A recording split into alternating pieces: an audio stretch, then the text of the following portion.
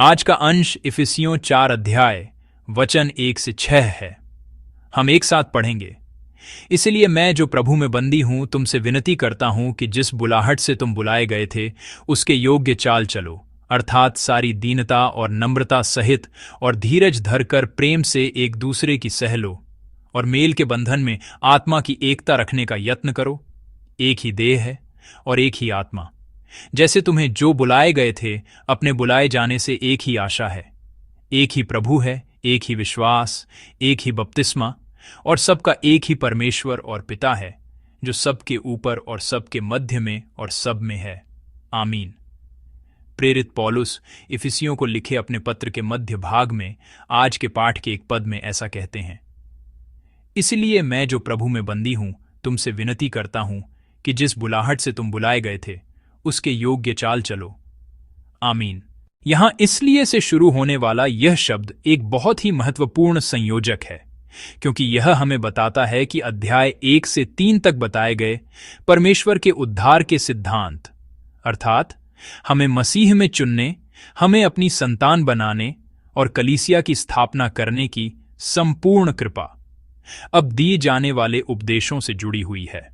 और हमें इस बात पर ध्यान देना चाहिए कि प्रेरित पौलुस इस उपदेश को आज्ञा के रूप में नहीं बल्कि एक विनती के रूप में दे रहे हैं।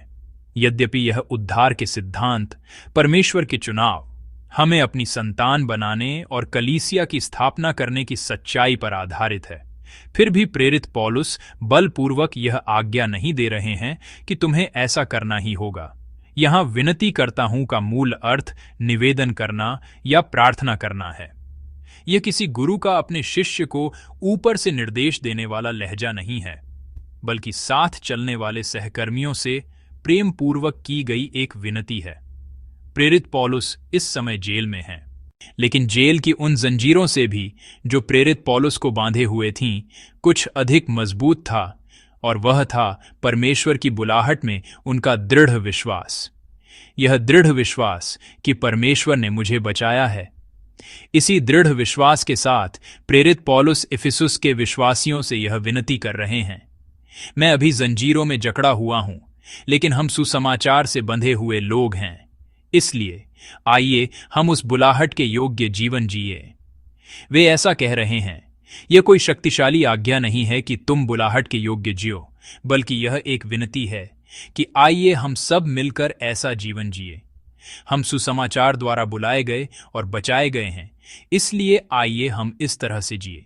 इस पृष्ठभूमि को ध्यान में रखते हुए जब हम आज के वचन पर मनन करते हैं तो हमें इस प्रश्न को अपने मन में रखना चाहिए, क्या हम परमेश्वर द्वारा बुलाए गए लोगों के रूप में एक योग्य जीवन जी रहे हैं?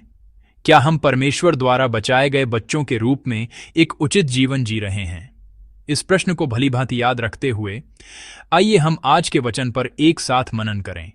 आज के पाठ को मुख्य रूप से 2 भागों में विभाजित किया जा सकता है। पद 1 से 3 तक योग्य चाल चलने पर केंद्रित एक नैतिक उपदेश है, और पद 4 से 6 तक इस उपदेश का धर्म वैज्ञानिक आधार है। अर्थात यह समझाया गया है कि हमें उस बुलाहट के योग्य क्यों जीना चाहिए। पहला भाग मसीही जीवन के विशेष गुणों के बारे में बात करता है, नम्रता, कोमलता, धीरज और प्रेम में एक दूसरे को सह लेना। और दूसरा भाग ऐसे जीवन के आधार के रूप में विश्वास की 7 घोषणाएं प्रस्तुत करता है, एक देह, एक आत्मा, एक प्रभु, एक विश्वास, एक बपतिस्मा, एक परमेश्वर। ये दोनों भाग कभी अलग नहीं हैं। जैसे इफिसियों के अध्याय 1 से 3 तक के सैद्धांतिक वचन और अध्याय 4 से 6 तक के नैतिक उपदेश अलग अलग नहीं हैं, वैसे ही नैतिक जीवन का विश्वास की घोषणा के साथ गहरा संबंध है। कहा गया है कि सिद्धांत के बिना नैतिकता खोखली है और नैतिकता के बिना सिद्धांत मरा हुआ विश्वास है। प्रेरित पौलुस अब विश्वास और जीवन के संतुलन के माध्यम से हमें उस योग्य जीवन को स्पष्ट रूप से प्रस्तुत करना चाहते हैं जो परमेश्वर के उद्धार के लिए बुलाए गए लोगों के लिए है। पहले पद के दूसरे भाग में योग्य चाल चलने की बात कही गई है। यहां योग्य शब्द का अर्थ है तराजू का संतुलन और चाल चलो का अर्थ है संपूर्ण जीवन शैली, संतुलन और जीवन शैली। इसलिए प्रेरित पौलुस का कहना यह है, आपके आचरण को आपकी बुलाहट के साथ संतुलन में होना चाहिए। मसीही जीवन में परमेश्वर की बुलाहट और हमारे जीवन में मेल होना चाहिए। दूसरे शब्दों में, यदि हमें परमेश्वर की कृपा से बुलाया गया है तो उस कृपा के अनुरूप हमारे जीवन का दृष्टिकोण भी होना चाहिए। धर्मशास्त्री कार्ल बार्थ ने कहा था, बुलाहट परमेश्वर का एक स्वतंत्र चुनाव है और साथ ही यह मनुष्य को अस्तित्व का एक नया ढंग प्रदान करने वाली एक घटना है। वे कहते हैं कि यह परमेश्वर का एक स्वतंत्र चुनाव है, लेकिन मनुष्यों के लिए यह अस्तित्व का एक नया ढंग है, एक नई सृष्टि के रूप में पुनर्जन्म पाना। यही बुलाहट की घटना है। यह केवल यह नहीं है कि परमेश्वर ने मुझे बुलाया है, बल्कि यह है कि मेरा अस्तित्व ही बदल गया है। यही बुलाहट है। परमेश्वर ने मुझे बुलाया है, इसका मतलब है कि मैं एक ऐसे अस्तित्व में बदल गया हूं जो अब अपनी इच्छा के अनुसार नहीं जी सकता। बुलाहट हमारी स्थिति में एक परिवर्तन है और एक नई पहचान की घोषणा है। इसलिए विश्वास में महत्वपूर्ण प्रश्न मैं क्या करता हूं या मैं कौन हूं से ज्यादा यह है कि मैं किससे संबंधित हूं, मैं किसका हूं। यह पहचान स्पष्ट होनी चाहिए कि मसीही लोग दुनिया के नहीं बल्कि मसीह के हैं, क्योंकि मेरे लिए परमेश्वर की अद्भुत योजना मसीह में है। जी हां, मैं उद्धार के लिए परमेश्वर द्वारा बुलाया गया एक व्यक्ति हूं। उस बुलाहट का स्रोत कोई और नहीं बल्कि स्वयं यीशु मसीह हैं। इसलिए जब हम पद 2 में वर्णित बुलाहट के योग्य जीवन के इन 4 गुणों को ध्यान से देखते हैं तो हम पाते हैं कि वे सभी यीशु के चरित्र और उनके जीवन के पहलुओं को एक एक करके दर्शाते हैं। यीशु ने विनम्रतापूर्वक स्वयं को दीन किया, कोड़ों की मार को धीरज से सहा और क्रूस पर हमें अंगीकार करने वाला प्रेम दिखाया। उसी के कारण हम बचाए गए हैं। वे हमारी आशा बन गए हैं। यीशु द्वारा दिखाया गया आज्ञाकारिता का मार्ग ही बुलाहट के योग्य जीवन का उत्तम उदाहरण है। इसलिए बुलाहट के योग्य जीना मसीह के जीवन का अनुसरण करने के समान है। प्रेरित पौलुस ने बुलाहट के योग्य जीवन अर्थात मसीह का अनुसरण करने वाले जीवन के लिए 4 गुणों को सूचीबद्ध किया है और हमें चुनौती दी है। पहला गुण क्या है? नम्रता। कहा जाता है कि यूनानी समाज में नम्रता शब्द का अर्थ कायरता था, लेकिन यीशु मसीह में इस नम्रता का अर्थ दूसरों को ऊंचा उठाने के लिए स्वयं को शून्य करने का भाव बन गया। विश्वास में सच्ची नम्रता स्वयं को नीचा दिखाना नहीं बल्कि परमेश्वर के सामने स्वयं को सही रीति से जानना है। परमेश्वर की उपस्थिति में स्वयं को ईमानदारी से स्वीकार करना ही नम्रता है। केवल यह कहना कि मैं एक निकम्मा पापी हूं और स्वयं को त्याग देना नम्रता नहीं है। अपनी कमजोरी, अपने भीतर की बुराई जिसे मैं दूर नहीं कर सकता, अपनी उस अक्षमता को शांति से स्वीकार करना ही सच्ची नम्रता है। एक विनम्र मसीही आत्मचिंतन करता है। वह अपनी वास्तविकता का शांति से सामना करता है। तभी वह परमेश्वर के सामने घुटने टेक सकता है।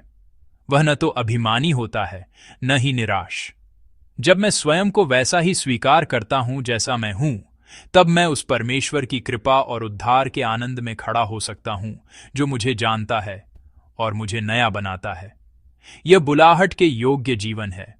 दूसरा, वह हमें कोमलता नामक गुण के बारे में बताते हैं। कहा जाता है कि कोमलता शक्ति की कमी नहीं बल्कि शक्ति को नियंत्रित करने की क्षमता है। एक सधे हुए घोड़े की तरह परमेश्वर के प्रति आज्ञाकारी और अनुशासित आत्मा का स्वभाव ही कोमलता है। यदि परमेश्वर हमें नियंत्रित न करें तो हम पाप के कारण जंगली घोड़ों की तरह दौड़ने वाले प्राणी हैं। कोमलता स्वयं को परमेश्वर द्वारा साधा जाने के लिए सौंप देना है। परमेश्वर द्वारा साधा जाने वाला चरित्र ही कोमलता है। इसलिए मसीही विचारक और लेखक C.S. लुईस ने कहा, कोमलता परमेश्वर में इतना तल्लीन हो जाने की स्थिति है कि व्यक्ति स्वयं को खो देता है। परमेश्वर में तल्लीन होने की स्थिति जहां मैं स्वयं पर शासन नहीं करता बल्कि परमेश्वर को मुझ पर शासन करने देता हूं, यही कोमलता के गुण को धारण करना है। यह बुलाहट के योग्य जीवन है। तीसरा, वह किस बारे में बात करते हैं? वह धीरज की बात करते हैं। धीरज, जैसा कि शब्द से पता चलता है, इसका अर्थ है विलंब से क्रोध करना, लंबे समय तक सहना। लेकिन हमें यहां एक और महत्वपूर्ण आत्मिक अर्थ याद रखना चाहिए यह धीरज केवल अनंत काल तक सहते रहने का मेरा प्रयास नहीं है, बल्कि इसका परमेश्वर के चरित्र के साथ गहरा संबंध है। परमेश्वर पापियों के प्रति धीरज रखते हैं और अब भी दुष्टों के लिए धीरज धरते हुए प्रतीक्षा कर रहे हैं। दुनिया में दुष्टों को तुरंत न्याय का सामना क्यों नहीं करना पड़ता? जिन्हें सजा मिलनी चाहिए, जिन पर मुकदमा चलना चाहिए और जिनका न्याय होना चाहिए, वे अभी भी क्यों जी रहे हैं? क्योंकि हमारे धर्मी न्यायी प्रभु परमेश्वर क्रोध करने में धीमा है और धीरज धर रहा है। परमेश्वर दुष्ट के मरने से भी प्रसन्न नहीं होते। वे चाहते हैं कि दुष्ट भी एक दिन पश्चाताप करके लौट आए। यह परमेश्वर का असीम प्रेम है। परमेश्वर धीरज धर रहे हैं। परमेश्वर प्रतीक्षा कर रहे हैं। धीरज हमें परमेश्वर के इसी चरित्र को दिखाता है और यह मसीह का वह प्रेमपूर्ण चरित्र भी है जो उन्होंने क्रूस पर हमारे लिए सहा। बुलाहट के योग्य जीवन धीरज धरना है। और चौथा, उन्होंने कहा कि प्रेम से एक दूसरे की सह लो। यह हमें प्रेम से अंगीकार करने का एक सक्रिय भाव सिखाता है। एक कहावत है कि प्रेम केवल एक भावना नहीं, बल्कि इच्छा का एक निर्णय है। ऐसा प्रेम भी है जो सहज रूप से हृदय से निकलता है। उसे सच्चा या वास्तविक प्रेम कहा जा सकता है। लेकिन प्रेम कुछ ऐसा भी है जिसे सक्रिय रूप से और साहसपूर्वक चुनना और करना पड़ता है, क्योंकि बिना साहस के त्याग नहीं किया जा सकता और बिना साहस के प्रेम आरंभ भी नहीं किया जा सकता। स्त्री पुरुष के बीच के प्रेम के विषय में भी कहा जाता है कि साहसी व्यक्ति ही अपने प्रिय का दिल जीत सकता है। ऐसा क्यों है? क्योंकि प्रेम के लिए प्रयास करना होता है, सक्रिय रूप से आगे बढ़ना होता है। प्रेम का एक इच्छा शक्तिपूर्ण पहलू भी है। परमेश्वर स्वयं हमारे पास आए। वे देह धारण करके मनुष्य रूप में इस धरती पर आए। वे हमारे प्रभु यीशु मसीह हैं और उसी मसीह के प्रेम ने मुझे बचाया है।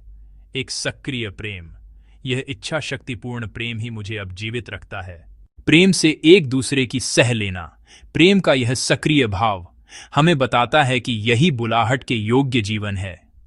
ये सूचीबद्ध गुण केवल सुनने में अच्छे लगने वाले या आंतरिक रूप से निर्णय लेने के लिए दिए गए शब्द नहीं हैं। प्रेरित पौलुस पद 3 में कहते हैं, और मेल के बंधन में आत्मा की एकता रखने का यत्न करो।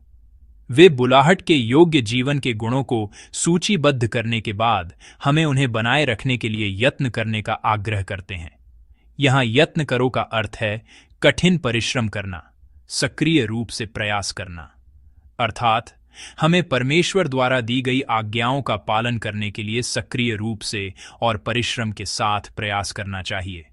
लेकिन यह आश्चर्यजनक है कि वे यह नहीं कह रहे हैं कि इन गुणों के लिए यत्न करो, बल्कि वे कह रहे हैं कि आत्मा की एकता रखने का यत्न करो। यह कौन सी एकता है? यह हमें बताता है कि पवित्र आत्मा ने पहले ही कलीसिया के समुदाय को एक कर दिया है। इफिसियों की पत्री की एक विशेषता है, यह व्यक्तिगत उद्धार को विश्वासियों के समुदाय से, अर्थात उद्धार सिद्धांत को कलीसिया सिद्धांत से जोड़ती है। यह हमें बताती है कि मेरा उद्धार उस जीवन से जुड़ा है जिसमें समुदाय एक साथ रहता है। दूसरे शब्दों में, मुझे बचाने वाली परमेश्वर की बुलाहट और उस बुलाहट के योग्य जीवन जीने के लिए मुझे कलीसिया की एकता और एकमतता से जुड़ा होना चाहिए। यही बात हमें इफिसियों की पत्री सिखाती है। आत्मा की एकता रखने का यत्न करो। दूसरे शब्दों में, बुलाहट के योग्य जीवन जीना कलीसिया की एकता और एकमतता अर्थात एक होने के विश्वास कार्य से सीधे तौर पर संबंधित है। यदि हम बुलाहट के योग्य जीवन जीना चाहते हैं तो हमें कलीसिया समुदाय की एकता और एकमतता के लिए लगन से प्रयास करना चाहिए। समुदाय की यह एकता, जैसा कि पद 4 से 6 में बताया गया है, 7 बातों में एकता का उल्लेख करती है और यह 7 सूत्रीय एकता अंततः पवित्र आत्मा, पुत्र यीशु और पिता परमेश्वर अर्थात त्रिएक परमेश्वर पर आधारित है। जब हम त्रिएक परमेश्वर पर आधारित कलीसिया की इस एकता से जुड़ते हैं, तभी हमारा बुलाहट के योग्य जीवन भी सक्रिय हो सकता है। प्यारे विश्वासियों, मैं आपसे एक बार फिर पूछता हूं, क्या आप परमेश्वर द्वारा बुलाए गए व्यक्ति के रूप में एक योग्य जीवन जी रहे हैं? क्या आप परमेश्वर की संतान के रूप में एक योग्य जीवन जी रहे हैं? क्या आप यह तो सोचते हैं कि आप उद्धार के लिए बुलाए गए हैं, लेकिन कलीसिया से दूरी बनाए हुए हैं? क्या हम उस समुदाय के साथ, जिसका हम हिस्सा हैं, संघर्ष का अनुभव तो नहीं कर रहे? एक व्यक्ति को उद्धार के लिए बुलाने वाली बुलाहट और कलीसिया में एकता और एकमतता कभी भी अलग नहीं है। जो लोग उद्धार के लिए बुलाए गए हैं, उन्हें मसीह का अनुसरण करना चाहिए, और मसीह का अनुसरण करने वाला जीवन कलीसिया के साथ एकता और एक होने का जीवन है। यह हमें याद रखना चाहिए। वचन में कहा गया है, परमेश्वर के वरदान और बुलाहट अपरिवर्तनीय हैं।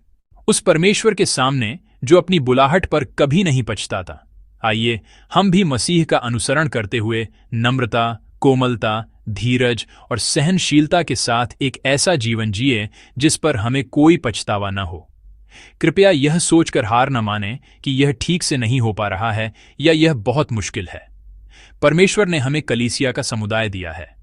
कलीसिया में एकता और एकमतता के द्वारा हम नई शक्ति प्राप्त कर सकते हैं और बुलाहट के योग्य जीवन जी सकते हैं। परमेश्वर हमारे इस संकल्प के लिए एक विशेष आत्मिक अवसर तैयार करते हैं। वह है विश्वास साधना शिविर का समय, जो हम अगले सप्ताह बिताएंगे। वह समय जब पूरी कलीसिया स्तुति में एक हो जाती है, प्रार्थना में एक हो जाती है और वचन में एक हो जाती है। वह समय जब कलीसिया का समुदाय पिता, पुत्र और पवित्र आत्मा परमेश्वर के साथ आत्मिक रूप से एकजुट होता है। इस पवित्र साधना शिविर के माध्यम से मुझे विश्वास है कि परमेश्वर मेरे उद्धार की वास्तविकता पर अपनी महिमा का एक शानदार प्रकाश डालेंगे। हमारे समुदाय का यह पवित्र सम्मेलन, जहां हमारा जीवन बुलाहट के योग्य जीवन के रूप में नया हो जाता है, अगले सप्ताह हमारे लिए है। आइए हम प्रतीक्षा करें, आशा करें और प्रार्थना करें। मुझे विश्वास है कि हम परमेश्वर की अद्भुत कृपा का भरपूर अनुभव करेंगे।